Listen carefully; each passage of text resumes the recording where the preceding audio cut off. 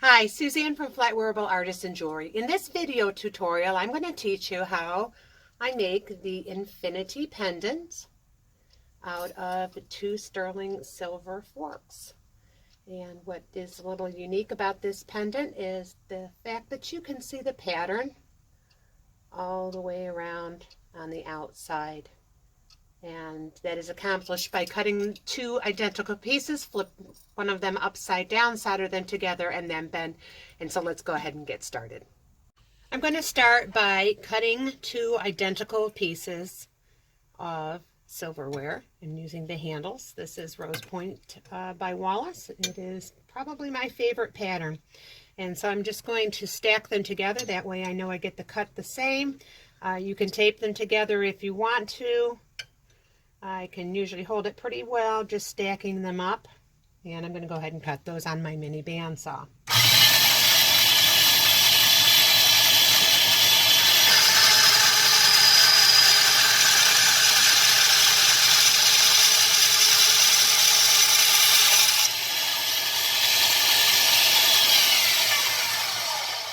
Okay, I have 2 identical pieces. Now we're going to sand them smooth. There are several key elements to soldering, and one of them being clean pieces. The second one being a perfect join. So what we want to do is to smooth off these cut edges so we get an identical fit that leaves no gaps whatsoever. So it's just going to use some sandpaper, and a figure 8 motion, I'm going to sand the edge that I cut.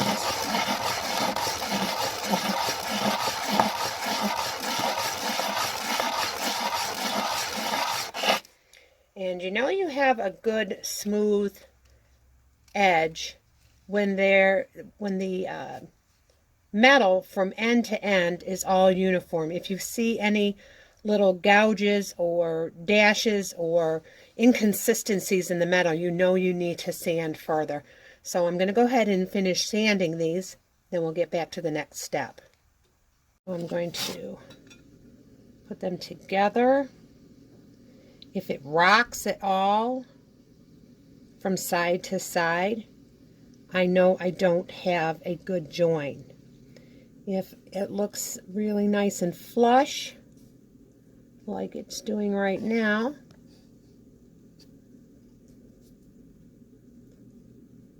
I know I have a good join. I want no gap whatsoever. This is rather a tedious portion of the preparation, but good preparation will make for successful soldering. If you don't take the time and the effort to make sure you have a perfect join, soldering is just going to be all that more frustrating for you. Okay, so we've got the pieces prepped for soldering. I've put them in my pickle pot for a few minutes just to make sure they're really clean. So like I said, solder does not like dirty surfaces and will not stick.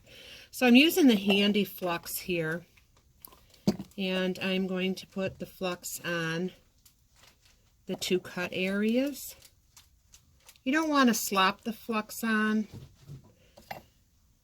because solder and flux really like each other, and the solder is only just going to flow where the flux is. So if you've got flux all over your pieces, your solder is going to tend to migrate towards that flux. So I've cut some medium jeweler's solder. I've cut 3 little pallions here, and I'm going to put them right across the seam where we're going to be soldering. And I am soldering on top of a charcoal block. Reflects heat well. Okay, so that piece is all prepped and ready. I'm using air acetylene for my flame. Alright, so I'm going to heat the air around the piece that I'm working on. These are fairly large pieces of sterling, and they're thick. So you want to make sure you are heating the entire piece. You don't heat just the join area. You need to heat the entire piece. You also don't want the flame directly on your fluxed area, because you want that flux to dry out slowly. And the purpose for that is to keep your solder palions from jumping around. So I'm heating this entire piece gently, and I'm waiting for that flux to bubble.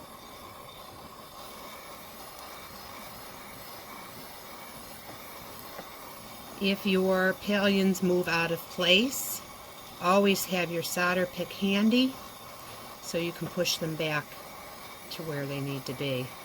So now I'm concentrating my heat on the join and waiting for that flux to become shiny. Once it becomes shiny, I know we are just about to the melting point for the solder. If you find your solder is not melting and you're working on a really large piece like this, you may want to go back to heating the piece and then working back towards your join. And we're getting to about the point of melt.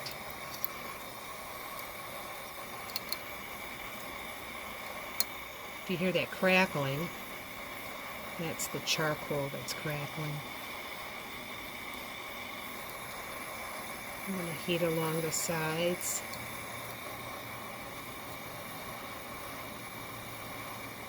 Just going to make sure my solder is spread out.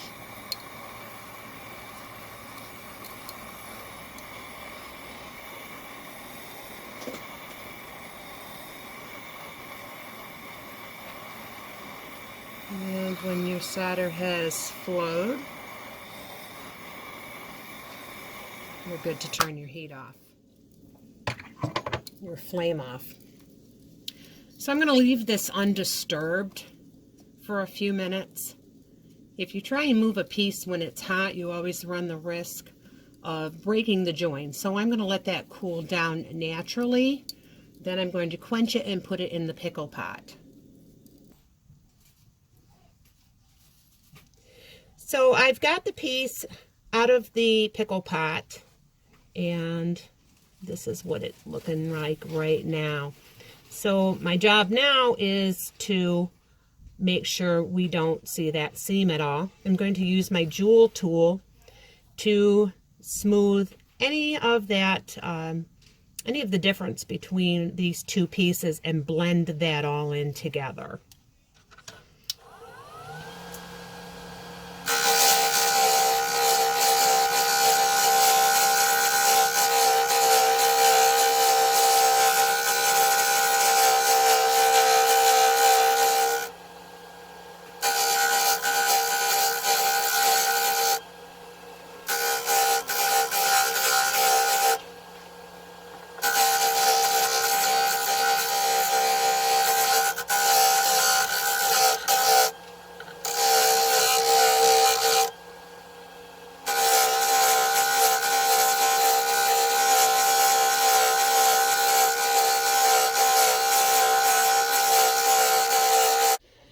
Okay, so I've moved ahead and finished this piece as far as all of the polishing and cleaning and buffing and sanding and all of that. So I wanted to create a seamless look where the two pieces join together. And after the jewel tool, I further smoothed out any imperfections with the rubber bullet. And then I finished up with the abrasive buff, both of those on my Dremel. And I've got a satiny finish on this piece because that was my choice for this piece. So now we're going to bend. So as we know, we always have the decorative side down. Now with this particular pattern, I have found that I need to be really careful at this tip because this tip will break. So normally I would tell you to put it up on the little ledge, but with this I want to give a little coax to that tip first, just so it doesn't break. This is sterling, and so it is soft, and it's been annealed obviously because of the soldering. So we just don't want to accidentally break the tip. This particular pattern I have found that tip can easily break.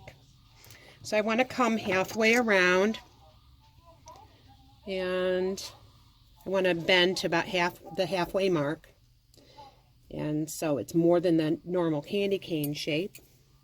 Now I'm going to flip it around, and I'm going to do the other side. Again, I'm just going to coax that tip gently, and then I'm going to feed it in.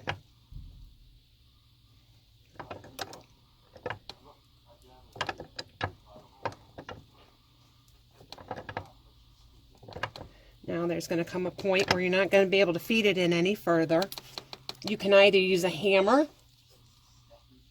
rubber mallet, or you can push it around with your hand. Let's see how far. We're about even closed on both sides. So once you get to this part here, I think maybe I'll just go a little bit further in this one. Once you get this part here, I'm going to drop down pin sizes. And I'm going to move to the deeper channel, and what that's going to do is close those bends up. So just gently coax it around.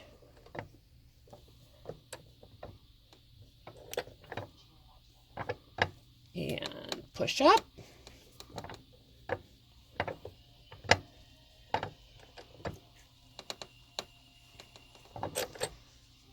Okay.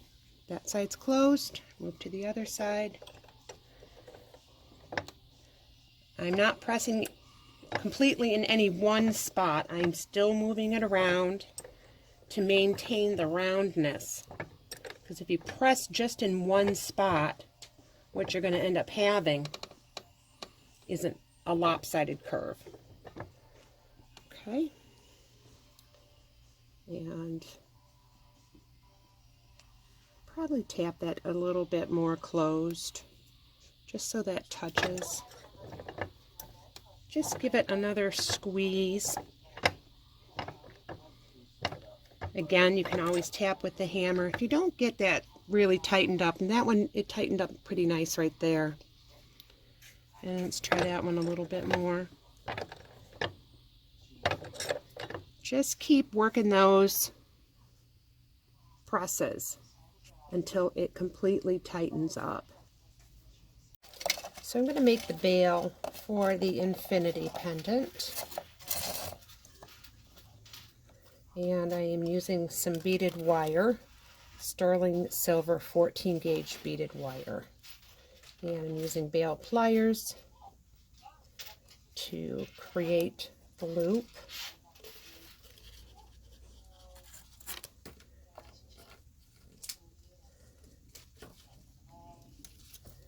And that's just a matter of turning the wire with the bail pliers to create the proper shape loop. So I'm going to use flush cutters to cut that off.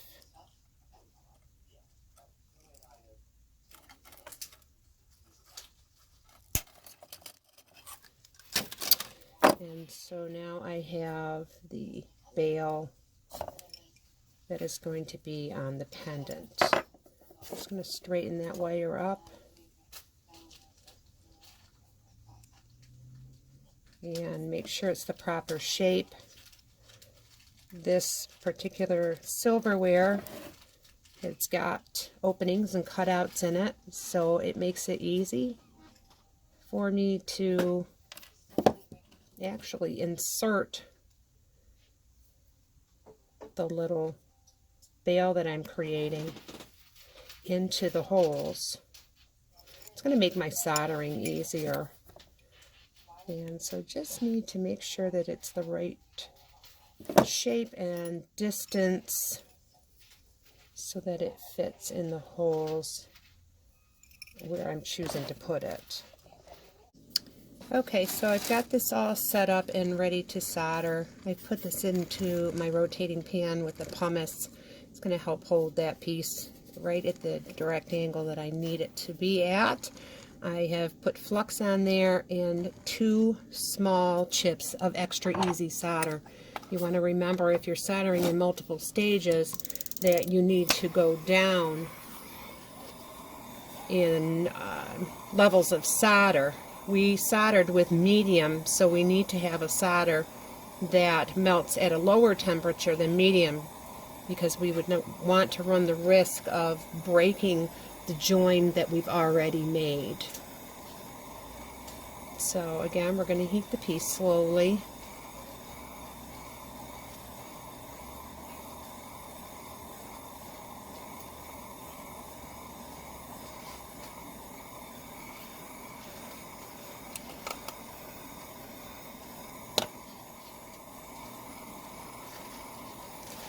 Grab my solder pick just to make sure my chips don't move.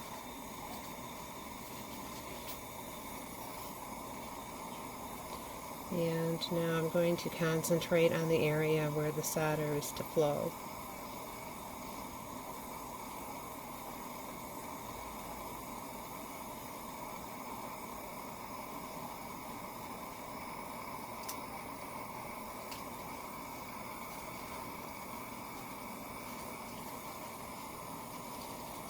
The flux has now turned shiny, and we're just about to melt temperature. And that is the solder flow there. So I'm going to let that cool down. I'm going to pickle that, and I'm going to polish it back up again, and I will show you the finished piece. Okay, so the piece is done now, and I had it all polished up, and I have put patina on it, which darkened it right up. And what I'm going to do is now finish it off with an abrasive disc on my Dremel to highlight the relief. And I really like the patina look. The dark will stay into the recesses and give it a lot more dimension and more of a vintage feel.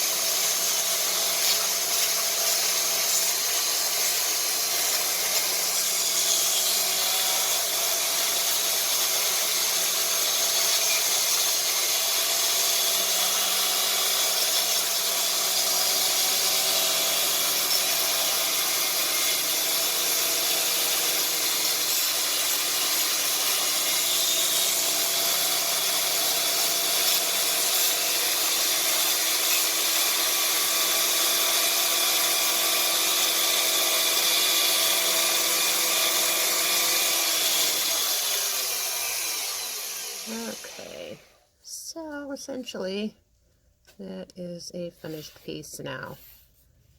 Probably hit it with a pro polish pad yet, just to make sure I have that polished up real nice the way I like it.